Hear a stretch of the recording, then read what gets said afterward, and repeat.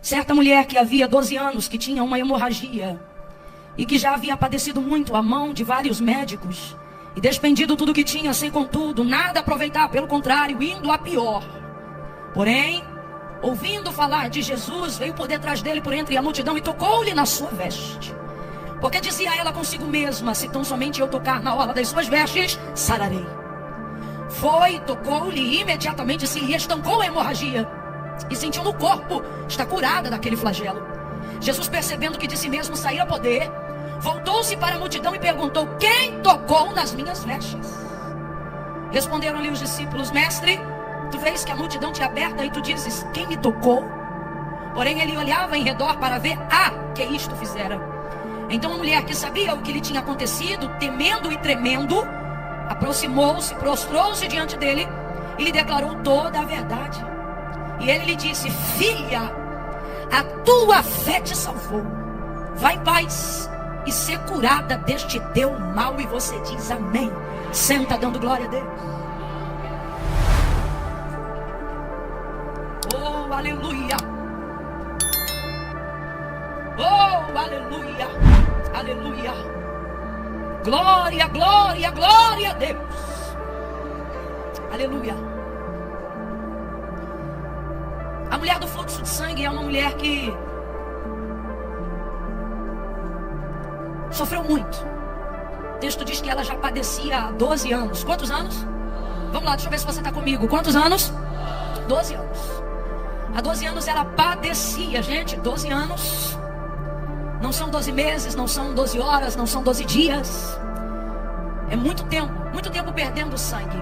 Ela é uma mulher hemorrágica. E uma mulher hemorrágica num tempo muito difícil. Num tempo em que, segundo a visão e a orientação da lei mosaica, ela era tida por causa desta enfermidade como uma mulher imunda naquela época. Eu disse suja ou imunda. E tem diferença, irmã Camila? Tem. Não é que sujeira seja bom e nem favorável, de modo nenhum. Mas normalmente aquilo que está sujo faz com que a gente tenha algum nível de tolerância um pouco mais estendida do que aquilo que está imundo. Justamente por isso, a variação dessas duas palavras. Por exemplo, se você estiver muito apertada para ir em um banheiro, dependendo do seu nível de necessidade, ainda que ele esteja sujo, você dá um jeito de usar devido à sua necessidade. Agora, também já teve gente que, apesar da necessidade, entrou num pé e saiu no outro. E quando alguém pergunta do lado de fora: ué, tá fechado? Você diz: não, tá aberto, só que está imundo, intransitável. Então, imundo, nesse contexto, está muito próximo à palavra intolerável para a situação daquela mulher. E segundo a lei, ela era tida como uma mulher imunda e por isso não podia ter determinados níveis de tolerância para a sociedade da época e para a maneira como ela vivia. Por causa do sangue, ela era tida como uma mulher imunda. Ela perde este sangue há 12 anos. Então nós também podemos afirmar que ela está há 12 anos segregada daquela sociedade, 12 anos afastada da sua comunidade de fé, dos seus irmãos, das festas, das celebrações, dos ritos da cultura judaizante, por causa da sua condição de hemorragia e de imundícia. Então veja bem, ela já tem o problema da hemorragia, o problema do sangue. Esse sangue está minando, ela não perde de uma vez, ela vai perdendo aos poucos. Completa aí, gente, ela vai perdendo. Por isso a gente usa o termo minar. O que é minar? Minar é perder aos poucos. E o problema de minar é que quando você perde aos poucos, às vezes você não tem consciência do tanto que já perdeu por vir perdendo aos poucos. Esse é o problema, perder aos poucos. Quem aqui já teve uma goteira em casa? Né? Não precisa levantar a mão, não. Ela vai caindo uma gota por vez, não é? Só que às vezes você vai dormir, deixa a panela, o balde, a bacia lá, quando acorda, às vezes até transbordando. Quando aquilo tudo que você perdeu está concentrado num recipiente, você diz: rapaz, quanta água desceu nessa noite, hein? Ou nesse dia, olha quanta chuva. Olha quanta água nessa goteira. Se você deixar a gota caindo, sem balde, sem nada, vez ou outra você vai limpar, vai secar e vai varrer, mas não vai se dar conta do tamanho do nível do vazamento. Porque perder aos poucos te dá a impressão de que é só um pouco, porque você só vê saindo um pouco, perdendo um pouco. Mas quando você concentra o conjunto desse pouco dentro de um recipiente, você se assusta, você diz: peraí, parece pouco, mas por minar há muito tempo não é pouco, é? Você imagina 12 anos minando sangue, 12 anos perdendo. Às vezes é melhor até uma perda radical para a gente ter noção do que está passando, do que viver esse processo minatório. Você quer ver? Se você sofre um acidente e sai muito sangue, ninguém traz um remedinho paliativo para você. Ah, toma isso aqui que passa. Imagina o dedo quase fora da mão. Ah, tome um remedinho que passa. Que remedinho? Me leve para o médico, eu estou sangrando. Que remedinho? Meu dedo está caindo, eu preciso de pontos. Porque é radical, você vê que está perdendo muito sangue. Agora, você tem dores de cabeça que talvez podem esconder uma enfermidade grave, mas porque vive se automedicando, você não dá importância, porque é só um pouco. Dói um pouco hoje, dói um pouco amanhã. Calma que eu não quero te assustar, eu só quero que você entenda. E aí você não tem noção da gravidade do que está envolvendo aquilo. Essa mulher está minando um sangue. E tem gente aqui que tem áreas da vida que já há um tempo estão sendo minadas. E eu não preciso aqui forçar nenhum contexto. Todo mundo sabe que sangue é vida. Isso independe do contexto altamente profético. Sangue é vida. Todo mundo sabe que quem está perdendo sangue está perdendo. Mas imagine isso numa época que não há transfusão sanguínea. Imagine isso numa época em que não se pode repor o sangue que está sendo perdido. Quem está imaginando, diga eu. Agora imagine que este sangue, o retrato da palavra que Deus nos confia hoje, é para trazer o retrato das áreas das nossas vidas que estão sendo minadas. Aí você diz, eu não estou perdendo sangue, mas a gente já entendeu, sangue é vida. A pergunta é, você tem vivido de verdade, qualidade e plenitude de vida diante de Deus? Ou a sua vida também vem sendo minada há muito tempo e você já não percebe, ou se percebe não dá a devida importância, porque ainda está vivo. E se está vivo e ainda não está sangrando tanto, e se está vivo e ainda não perdeu tudo, e se está vivo e ainda aguenta mais um pouco, você não está dando importância a quanto está perdendo, a quanto está minando. Tem gente aqui que nessa manhã, nessa tarde, precisa entender o quanto já perdeu do sorriso, o quanto já perdeu da alegria, o quanto já perdeu do envolvimento com as coisas de Deus. Ai, irmã Camila, mas eu ainda estou aqui. Está aqui, mas a pergunta é, o quanto de você está aqui? O quanto de sua vida tem vivido a plenitude? Suas orações. Quanto de suas orações são rezas repetidas ou são orações sinceras? Tem gente aqui que está com a vida espiritual minando há muito tempo. Ora, mas já não ora do mesmo jeito. Canta, mas já não canta do mesmo jeito. Prega, mas já não prega do mesmo jeito. Crê, mas já não crê da mesma maneira. Sonha, mas já não sonha do mesmo jeito. Caminha, mas já não caminhava como caminhava antes. E alguém diz, é só um pouco. E Deus me trouxe hoje aqui para te dizer, você não está entendendo que este pouco está tirando de você muito. E se você não se despertar para o estancamento deste mal, daqui a pouco você verá que não tem só um pouco. Porque minar tem isso. Ele vai tirando um pouco, sem você perceber que está te roubando muito. Até que quando você se dá conta, você já não tem mais nada, porque este mal te arrancou.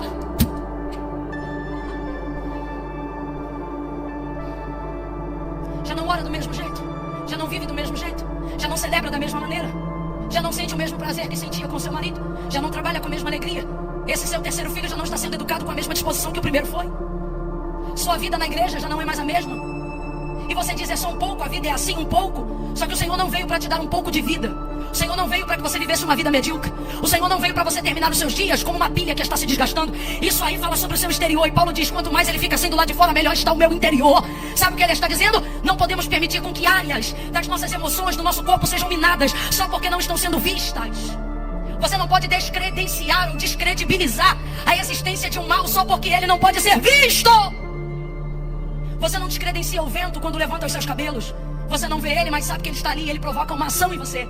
Você não vê o oxigênio que os seus pulmões estão inspirando agora, mas é graças à quantidade de O2 presente nesse recinto que você consegue respirar e assistir esse culto. Camila, o que você está dizendo? Pare de apontar ou pare de fingir que não está doendo só porque não tem uma ferida. Pare de dizer que você não está perdendo em alguma área que você está perdendo só porque diferente dela você não está vendo o sangue diante dos seus olhos. Há pessoas aqui que já não tem mais a mesma gargalhada, não tem mais o mesmo timbre de alegria na voz. E você diz, mas está tudo bem, eu sou salva. Mas está tudo bem, eu sou crente. Como quem diz, eu posso sobreviver deste jeito. Mas Deus não quer que você empurre a vida como uma barriga. Eu vim para que tenhais vida, disse Jesus, e a tenhais em abundância. E sabe o que me chama a atenção? Nessa mulher, ela não se acomoda em viver uma sobrevida. Ela luta com tudo para poder viver numa condição melhor que ela está, para poder superar o momento que ela está vivendo. Deus trouxe alguém aqui nessa tarde e ele está dizendo, fica viva! Mas não faça isso de qualquer maneira. Não carregue a sua vida como quem carrega um fardo. Pega na mão dela, vai, pega. Fecha o corredor, estende aí até a próxima, vai. Pega a mão dela. Olha pra ela e diga pra ela, sobreviva. Sacode ela e diga, fica viva. Continue lutando. Levante a sua mão que eu estou sentindo graça de Deus pra ministrar. Guerreie pela sua vida porque dias melhores virão. Este lugar e esta área da sua vida que está sendo minada emocionalmente, fisicamente, espiritualmente. A palavra de Deus nesta tarde é, vai estancar. Vai estancar. Camila, e o que eu faço para isso acontecer? Nós precisamos guerrear contra este mal. Tem males que são físicos. Tem outros que são espirituais. Existem outros que são emocionais. Somos dotados de espírito, alma e corpo. Cada um tem suas necessidades. Você não pode espiritualizar o que é emocional. E não pode tratar como emocional aquilo que é espiritual. Você também não pode agir com esse corpo carnal como se ele fosse espírito, porque não é. Você é gente. Você é carne. Você é sangue. E eu vejo Deus fazendo um alinhamento em mulheres hoje aqui entre espírito, alma e corpo. Tem coisa que você está dizendo é demônio e Deus está dizendo é emocional. Há outras que você está dizendo é espiritual e Deus está dizendo não é comportamental. Essa mulher entende. Um milagre vai ser executado na vida dela. Sabe o que me chama a atenção? Nós temos a impressão de que todo milagre, em razão, obviamente, de ser extraordinário, é o tipo de coisa que é provocado quando a gente menos espera e acontece quando a gente menos programa. Na verdade, na maioria das vezes, a gente acredita que um milagre para acontecer na nossa vida, numa área que a gente não tem possibilidade de melhorar, vai acontecer à medida que a gente se aproxima do sofrimento, como se milagre fosse para quem precisasse. Ah, não, Deus vai ver que eu estou chegando no meu limite e vai fazer um milagre. Ah, não, Deus vai ver que eu não aguento mais e vai fazer um milagre. Só que o que eu vejo aqui é esta mulher provocando e agendando a hora do milagre. Não, gente. Ela já está no limite de seu sofrimento, mas não é isso que provoca o milagre. Ela já está no 12º ano de sua dor, de sua hemorragia, de sua segregação social, de sua tristeza, de seu abandono emocional. Eu estou falando de uma mulher que provavelmente já não tem marido, e se tivesse, já tinha 12 anos que não tinha vida conjugal. Eu estou falando de uma mulher que se tivesse filhos, já não era assistida pelos seus filhos. Eu estou falando de uma mulher que já não bota o pé no pátio de Jerusalém. Eu estou falando de uma mulher que já não celebra a Páscoa. Eu estou falando de alguém que já não está diante de um sacerdote há 12 anos. Aonde mais o sofrimento dessa mulher podia chegar, ela não está esperando o milagre vir, baseada no nível de sofrimento que ela tem. A Bíblia vai nos informar. E pelo contexto que nós vamos ver, tudo na vida dela vai acontecer baseado no que ela programa, não no que Deus programou. Baseado no sofrimento dela.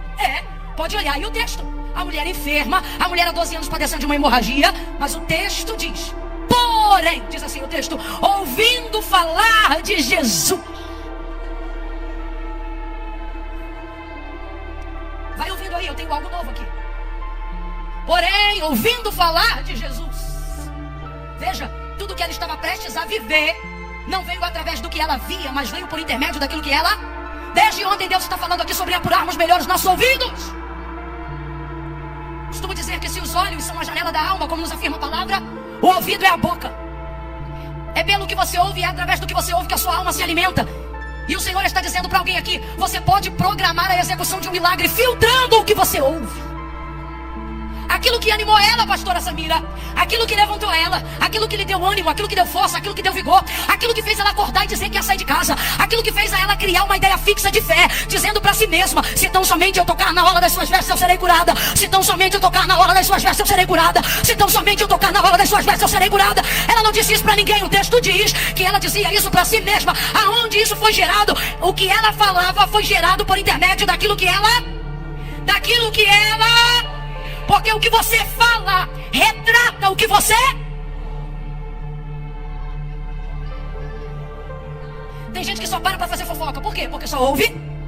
Só tem como interessante o vício do prazer de falar mal da vida dos outros. Porque isso é viciante. Te dá o poder de deter a informação. Então você já chega pro outro dizendo, tá sabendo? Te dá a sensação de poder, de informação. Mesmo que seja irrelevante, mesmo que não seja importante. E por que isso? Porque está inserido dentro de contextos aonde só se ouve isso. Há outras pessoas que só falam de dor. Há outras pessoas que só falam de morte. Há outras pessoas que só falam de dores. Por quê? Porque estão inseridas dentro desse ambiente. Cada um fala daquilo que ouve, daquilo que é ministrado. Aí a pergunta que o Espírito quer fazer aqui é: o que você anda ouvindo? A quem pense, irmã Camila, fica comigo um dia para você ver o que eu como. Eu não preciso saber o que você come para saber como sua alma está. Eu só preciso saber o que você ouve para saber como ela está. Existem níveis de depressões que são realmente causados pela baixa de substâncias neurais, cerebrais, coisas que quimicamente falando precisam de uma reposição de um medicamento. Estou falando aqui sobre ciência. Agora, existem outras que são provocadas.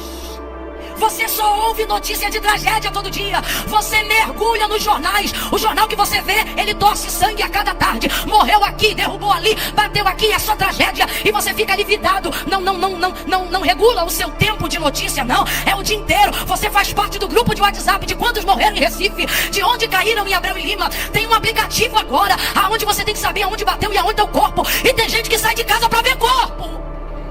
Aonde? Vou que no viaduto? Vamos lá agora. Aí vai... Aí depois dorme, tem pesadelo, as crianças não ficam bem, o emocional não está preparado para gerir isso na capacidade ou na medida com que você absorve. Aí daqui a pouco não quer sair sozinha, não quer vir para a igreja, não compra o pão na padaria, não faz nada e diz é demônio. Pois eu te digo, não é demônio. É uma área da sua vida que foi minada porque você não filtrou o que você ouvia. Mas Camila, mas o demônio se aproveita. Se não dando brecha ele quer entrar, você imagina com a porta aberta. E desculpa, mas eu vou falar, tem gente abrindo a porta de tanta brecha, puxando a cadeira e dizendo, toma um cafezinho comigo aqui. O que você tem ouvido? O que você ouve determina suas decisões. O que você ouve vai te fazer instruir o conselho a outras pessoas. Todos os milagres normalmente são precedidos por uma instrução. Tem gente que quer retalhar a gente. Esse povo não tem o que fazer não, 7 dias na igreja. Essa mulher não tem uma roupa para lavar não. De domingo a domingo, de semana a semana lá na igreja. Só ouve falar de Jesus, só ouve pregação. Fica sentado para ouvir, fica sentado só para ouvir. Aí ouve louvor, ouve palavra, ouve oração. Faz oração, prega palavra, canta louvor. É só Jesus, Jesus, Jesus. É por isso, é porque eu só ouço Jesus que minhas contas estão pagas, minha casa está liberta, meu marido está guardado, minha vida está guardada. Pega na mão dela e diga, ouça mais Jesus, ouça mais Jesus, ouça mais de Jesus. Solta Jesus na tua casa na hora da faxina. Solta louvor na hora da adoração. Ouça Jesus, pregue Jesus, cante Jesus, adore Jesus, ore a Jesus e ouça falar dele. Aleluia! Tem gente que se irrita. Ah, mas você só fala de Jesus. Deve ser porque eu só ouço falar dele. E por que eu vou querer falar de outra pessoa? Ai, irmã Camila, tem que ter uma vida social. Pois é, mas a minha vida social diz que ele é um nome sobre todo nome. E quando a gente clama o nome dele, ele tem todo o poder. Aí eles não querem que a gente manifeste isso. Mas quando a coisa aperta, vai dar sério. E nada mais tem jeito. Alguém diz, vai lá em casa, traz uma palavra. Eu fui educada no meio de algumas irmãs, espiritualmente falando, que a maioria delas não tinha a terceira série do ensino fundamental. Elas não tinham muita retórica, muito vernáculo. Não tinham muito traquejo. Mas elas passavam a vida ouvindo falar de Jesus. E eu, às vezes no início da fé me constrangia. Porque tipo, você está na padaria comprando pão e do nada elas puxavam um assunto na fila, só para falar de Jesus. Tinha uma delas que já morre do Senhor, já dorme no Senhor. E eu, morreu também pro Senhor. Já dorme no Senhor. E ela, quando começava com essas conversas, a gente no shopping, comendo casquinha. E ela olhava para o atendente e puxava assunto. Não era para falar do clima, não era para falar do tempo, era só porque ela queria um gancho para falar de... Eu olhava para ela e eu dizia, poxa, nada a ver. Estamos aqui no shopping comendo uma casquinha. Daqui a pouco o assunto rendia. Aí a pessoa, por exemplo, numa ocasião dessa, dizia, eu estou afastado, eu estou desviado. Não, você quer voltar para Jesus agora? Aí a pessoa dizia, mas tem um culto, tem algum lugar que eu possa ir? Ela, não, agora, vem cá no cantinho. Aí a pessoa dizia, meu patrão vai me pegar, não vai não. Uma autoridade que lhe era muito própria. Vem cá que eu vou fazer uma oração por você. Já vi doutores, mestrados, gente muito importante, que passou a viver um renovo, uma transformação em sua vida desde o dia em que ouviu falar de... E o que é que você ouvia falar dele? Ora, você ouvia o que ele fazia e o que é que Jesus fazia? Jesus curava, Jesus tocava. Jesus se movia de compaixão. Já corria naqueles dias a fama dele. Falamos isso ontem em Lucas capítulo 5. E qual era a fama de Jesus? A fama de Jesus era a fama de alguém que curava, alguém que libertava, alguém que tinha poder e autoridade para fazer coisas que nunca antes foram vistas pelos olhos dos homens. Então todas as pessoas queriam estar com ele. Toda a multidão, diz o texto, que o apertava. Por quê? Porque sabiam o que ele fazia. E ela agora também é ciente do que ele faz. Jesus cura. Baseado no que ouve, ela toma uma decisão. Completa para mim, por favor. Baseado no que ela ouve, ela toma uma... Quando você ouve uma palavra, quando você participa de 7 dias de congresso como esse, quando você está diante de uma instrução de Deus, você não pode só ouvir e sair daqui dizendo, eita, culto bom. Você não pode só ouvir e sair daqui dizendo, essa palavra até que foi bacana. E olha, Deus, eu sou fulano. Não, o Senhor está dizendo, ok, mas qual é a decisão que você vai tomar agora baseado no que você ouviu? A palavra de Deus, diferente de qualquer outra palestra, de qualquer outro assunto, é uma palavra viva que uma vez ao ouvi-la, te dá poder para decidir coisas antigas. Te dá poder para sentenciar ou inaugurar situações na sua vida. E o Senhor está dizendo qual é a decisão que você vai tomar hoje. Baseado no que você está ouvindo. Ela toma a seguinte decisão: eu vou ser curada. Ela não toma, eu acho que eu vou ser curada. Eu vou ser curada. Agora, como é que você vai curar? E é aqui que a gente vê a manifestação da prudência que está aí na camisa de vocês. Ela desenvolve o seguinte método de fé: se tão somente eu tocar na orla das suas vestes, eu sararei. Porque se tão somente eu tocar. E por que ela decide tocar? Presta atenção. Quando ela decide, olha pra cá. Quando ela toma essa decisão, dizendo: se tão somente eu tocar na orla das suas vestes, essa mulher está inaugurando um método novo da aplicação da fé, do qual antes dela ninguém nunca tinha tido ideia de usar. Qual? Tocar em Jesus. Por que a multidão aqui, ó, cerca ele, aperta ele? Porque a fama que percorria, como lemos ontem em Lucas 5, era essa: que a todos quanto ele tocava, estes eram curados. Então as pessoas desenvolvem a seguinte perspectiva: se ele tocar em alguém, se ele tocar em mim, eu serei curado. Então elas pensavam: para eu ser curada, eu preciso ser? Para eu ser curada, eu preciso ser? Elas então colocam a fé dentro de uma caixinha e começam a achar que Deus só opera de uma maneira, que Jesus só manifesta a cura de um jeito. E tem alguém aqui sentado dizendo: que eu tenho a ver com isso? Mais do que você imagina. Porque tem gente aqui que já era para estar vivendo alguma coisa extraordinária, mas não vive, porque acha que Jesus tem que fazer na sua vida igual fez pela minha, no mesmo caminho que fez na minha, porque só vai se fizer igual fez na do fulano. Olha isso. Agora vamos lá. Por que é que ela conseguiu desenvolver um método novo da aplicação de fé, que nunca antes dela ainda havia sido usado? Porque ela era inteligente? Diga bem forte: não! Não estou dizendo que ela não era, só estou dizendo que não é esse o motivo. Porque ela era mais esperta do que os outros? Também não. O motivo é claro. A gente começou a narrativa do texto dizendo que naquela sociedade ela era... Quem lembra? Ela era imunda. E uma mulher imunda não podia ser... Vai ouvindo aí. Então por que ela conseguiu desenvolver um método de fé que nunca antes havia sido aplicado antes dela? Foi baseado por um conselho? Baseado por uma palestra motivacional? Baseado na inteligência? Baseado na esperteza? Não. Baseado no nível de sofrimento. Vai ouvindo aí que hoje vai ser café. Não vai ser longo, mas vai ser forte. Baseado no sofrimento, baseada na desvantagem. Olhe pra cá. Ela estava na desvantagem quando decidiu tocar em Jesus. Por que Jesus está sendo apertado?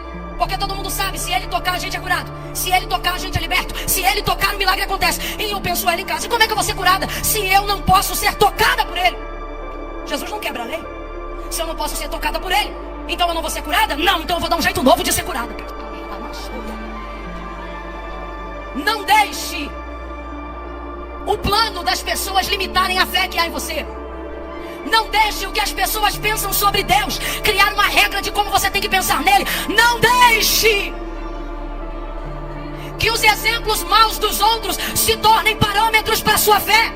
Às vezes a gente pega Deus no auge de sua glória e coloca ele dentro de uma caixinha, dizendo: se o Senhor não fizer assim, não adianta fazer assado. Se o Senhor não fizer desse jeito, então não será dessa maneira. Deus está dizendo: deixa eu explodir a tua caixinha, porque eu não caibo dentro dela.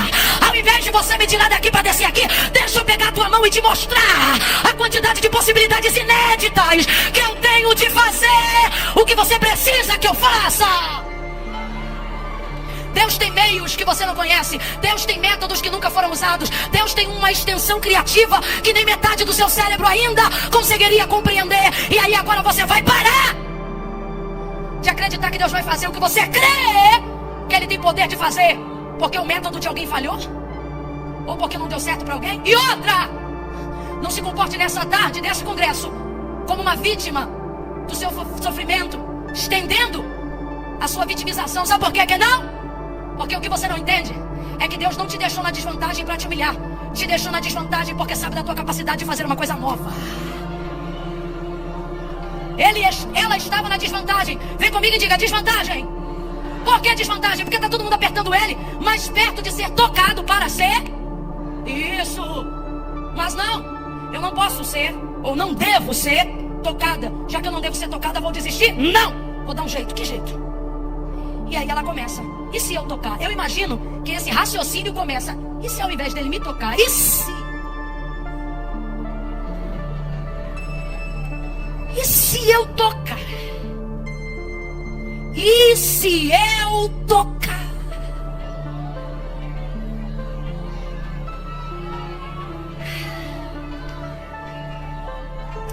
No campo da filosofia tem uma regrinha de um poema bonitinho dizendo assim: uma borboleta está dentro de um casulo com muito medo de sair, mas já está na hora dela sair.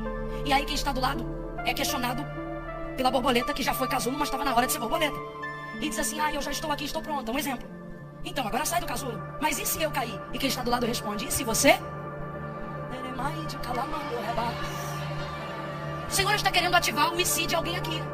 Como assim? Para começar a entender que não é porque ele fez de um jeito que significa que ele só tenha essa maneira de fazer. Deus trouxe alguém aqui para dizer, eu posso fazer o que eu já fiz na vida de alguém, usando sua vida de um jeito que nunca usei a vida de ninguém.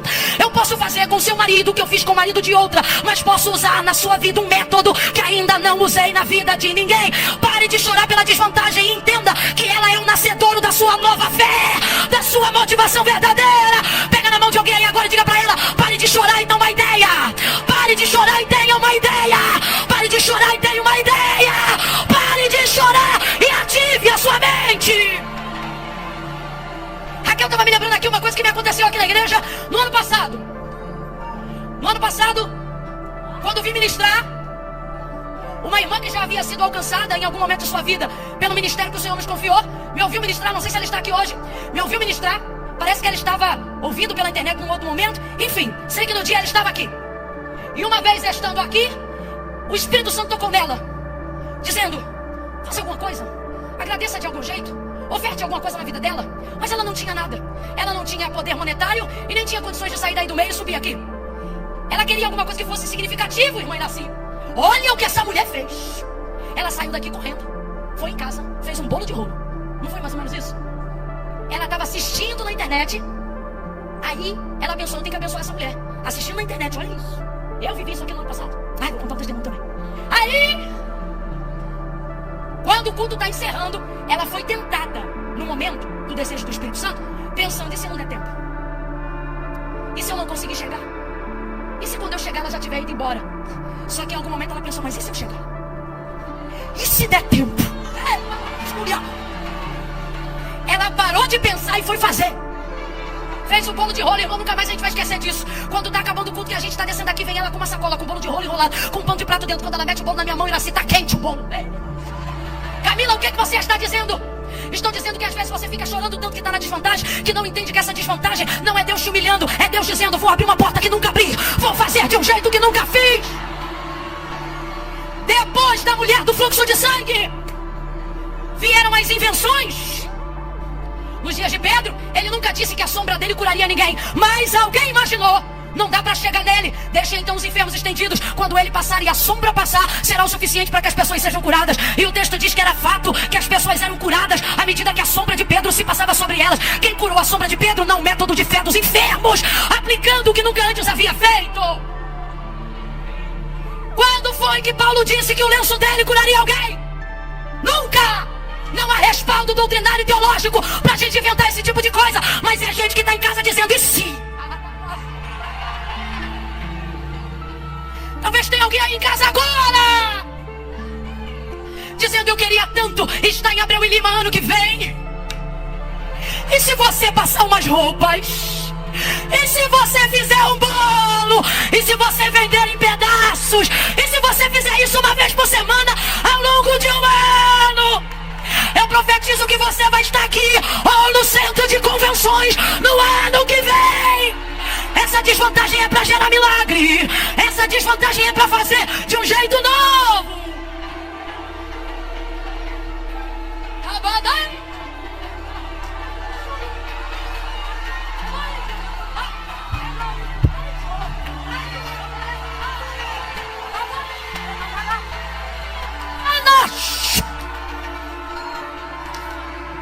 Aleluia! Levanta a mão direita o mais alto que puder. Levanta a esquerda também, levanta a esquerda. Quando eu disser 3, bota no ombro da colega. Quando eu disser 3, calma. Quando eu disser 3, você vai botar no ombro dele e vai dizer, e se ele converter esse ano? É 1, levanta a mão. Eu ainda não falei o que é pra falar, eu que estou falando. É 2. Tem gente aqui, viu, irmã, assim, que está dizendo, é a tarde e a noite. Mas um dia vai ser tanta gente nesse congresso que vai ter que criar uma manhã, porque amanhã vai ser um público, a tarde vai ser outro e a noite vai ser outro. E tem gente aqui dizendo, e se precisar de mais pregadora? E se eu for uma delas? Tem alguém aqui dizendo? Quando eu disser 3, você bota a mão no ombro dela assim, ó, e vai dizer pra ela: e se for você? É 1, é 2, é 3, vai. E se for você? E se for com você? E se for na sua casa? E se for com seu marido? E se for com seu filho? E se o próximo presidente? E se o próximo governante? E se o próximo pregador que vai impactar essa geração? E se...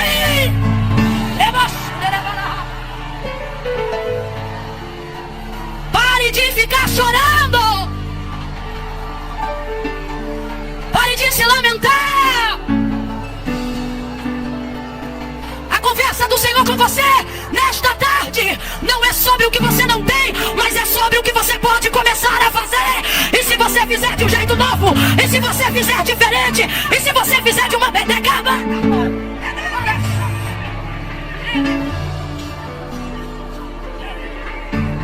vai ficar olhando. E se você adorar,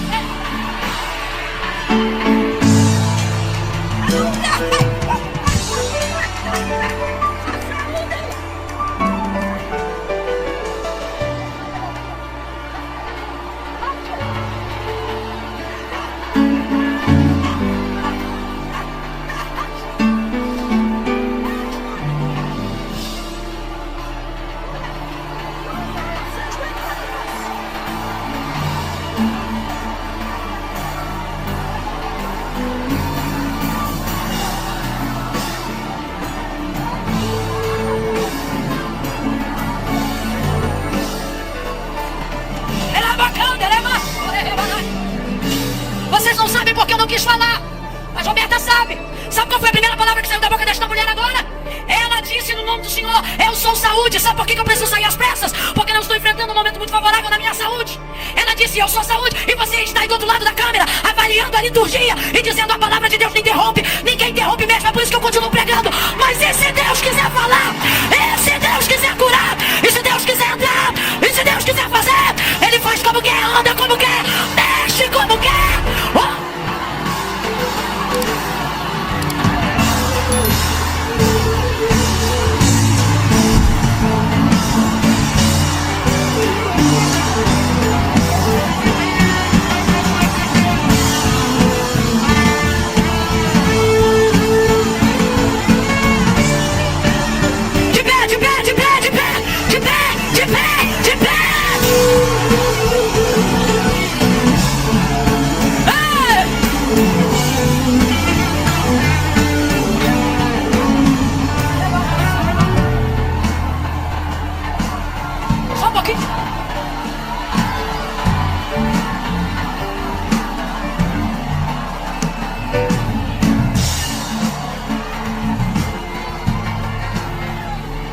A palavra de ordem nessa tarde. Fique de pé, nós vamos encerrar juntos. A palavra de ordem nessa tarde é esta. Essa desvantagem não é para te humilhar, é para te dar um testemunho que ainda não foi contado nessa igreja. É para te dar um método que ainda não foi usado por ninguém que você conheça. Você sabe disso? Em tempos de crise, as maiores ideias acontecem em tempo de crise. Deixa eu falar um negócio pra você. Tem um protetor de líquido quente, de café em especial. Lá na América, todo café que você pega, comprando assim, ele vem dentro daquele negócio. Como é que a gente chamaria isso? Eu não sei. Não, ele é tipo um refil. Você vai pegar um copo assim numa mercearia, numa padaria. Ah, me vê um café. Aí você vai lá, o copo já vai vir acompanhado com um pedaço de papel em volta dele que protege, para quando você colocar sua mão, não se queimar. Né? De quente que é. Aí você bota a mão. Agora você vê uma coisa tão simples. Imagina o cara que inventou isso. Tá na prova? Tá nada. Financeiramente falando, não tá. Aí, ó. Aí sabe o que eu imagino? Ele criou isso porque tinha uma necessidade. Amém ou não amém? E eu imagino que a necessidade deveria viver em torno de algo do tipo, todo mundo indo tomar café e quando pegasse: ai, tá quente. Ai, tá quente. Ai, tá quente. Ai, tá... Teve muita gente que só reclamou. Eu imagino a quantidade de gente que ia comprar um café e dizia: ai, tá quente. Ai, que quente. E eu imagino que ele pensou, ao invés de reclamar: e se colocar seu protetor ao redor do copo. O Senhor está dizendo para alguém hoje aqui: escolhe quem você é no meio dessa crise. Ou você entra na fila dos reclamões, ou você entra na fila daqueles que acham que só acontecem se Deus tocar, ou você entra na fila dos que vão tocar. Por que, Camila? Porque dependendo do nível da necessidade, você não pode esperar o dia que Deus te toca, porque Deus não toca todo dia. Camila, e o que eu faço no dia que Deus não me toca? No dia que Deus não me toca, eu toco nele. Tem mulheres aqui que estão entendendo o que eu estou falando. Tem gente aqui que senta na cadeira, no congresso, e diz assim: eu só dou glória se eu sentir. Amém, é um jeito. Fica à vontade. Agora tem outras, irmão, que o congresso é o divisor de águas do ano. Vai definir situações, vai obter resposta. É gente que sabe o que espera, ouça aí. É gente que sabe o que espera quando vai voltar para casa. Aí às vezes uma daquelas que só dá glória quando sente, ou seja, das que esperam ser tocadas, senta no lugar e diz: eu só vou dar glória se eu sentir. Aí senta do lado de uma que não espera ser tocada, é das que toca. Aí o culto nem começa e ela já está aqui, aleluia. Ô glória, Jesus vai passar aqui hoje. Eita, daqui a pouco fala em língua. Ô minha filha, mas pra que você está falando em língua? Meta-se com a sua vida, quem fala em língua edifica a si mesmo. Deixa eu falar em línguas aqui. Aí fala. Aí se a que só é tocada, pergunta pra ela: eu só dou se sentir. E você, tá sentindo alguma coisa? Ainda não. Uai, se não tá sentindo nada, por que tá glorificando? Se não tá sentindo nada, por que já começou a adorar?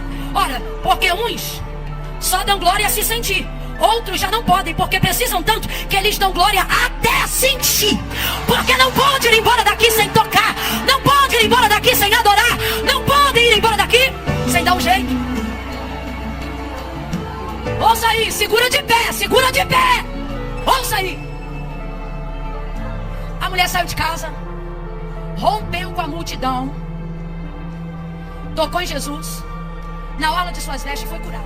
Você conhece a história e leu comigo a narrativa do texto. Tocou nele e foi curada. O texto diz que ele se vira para trás e procurava que é isto que fizera. Artigo definido, ele sabia quem tinha tocado nele, sim ou não? Sim ou não? Foi um toque superficial, mas ele sentiu virtude. Foi um toque superficial, mas aquilo lhe deu poder. Foi um toque superficial, mas estancou a hemorragia de 12 anos. Aí ele chama ela, por quê? Porque o toque mais superficial que você conseguir dar em Jesus fará com que ele jamais evite você.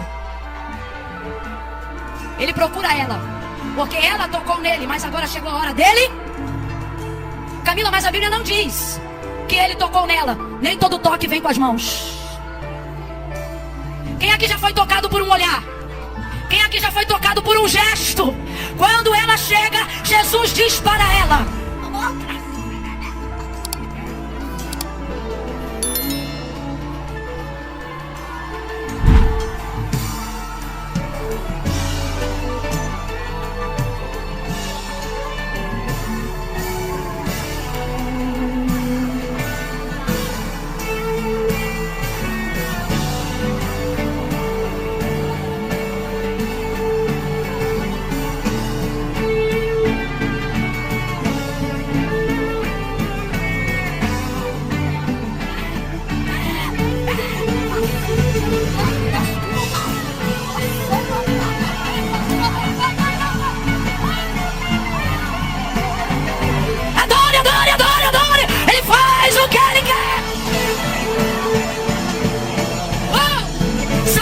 sentindo?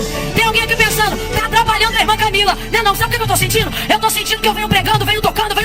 Sabe o que eu tô sentindo? Que hoje ele tá dizendo: quem vai tocar hoje sou eu. Hoje eu veremos. A mulher é tocada por ele, não com as mãos, mas num gesto.